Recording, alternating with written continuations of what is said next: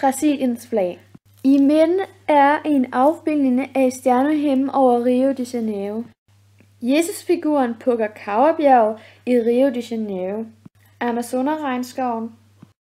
Skoven i Amazonas er verdens største regnskov og ligger i Sydamerika. Området er på 6,8 millioner kvadratkilometer og udgør over halvdelen af jordens genværende regnskovsområder. Skoven dækker områder i 9 forskellige lande og har givet navn til delstater eller provinser i 4 af disse lande. Iguaçu-vandfaldet er verdens mest vandkraftige vandfald, der fosser i gennemsnit 5.000 tons vand i sekundet. Klimaet i december er ca. 30 grader.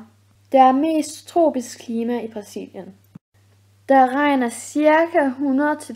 100-200 cm vand om året. Amazonafloden. Amazonafloden er verdens anden længste flod. Den er 6,437 km lang. Danmarks største og eneste flod hedder Gudenåen og er 176 km. Den sorte cirkel er hovedstaden i Brasilien.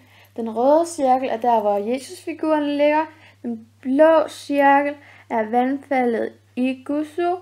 Den grønne cirkel er Amazonerregnskoven, og de blå streger er Amazonafloden. Fakta om Brasilien.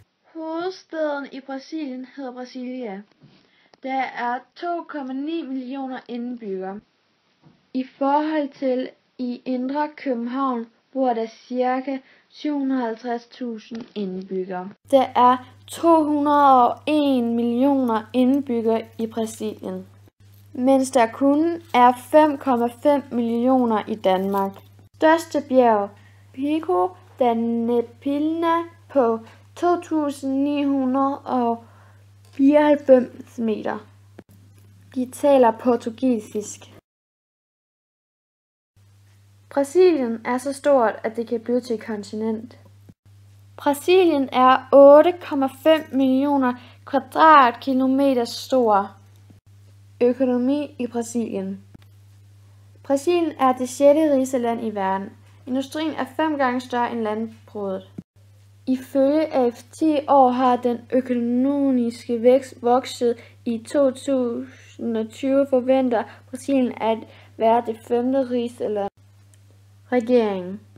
Præsidenten af Brasilien er Dilma Rousseff, vicepræsidenten af Brasilien er Michel Temer og udenrigsministeren er Luiz Machado. Brasiliens geografi. Brasilien er verdens 5. største land og dækker næsten halvdelen af det sydamerikanske kontinent.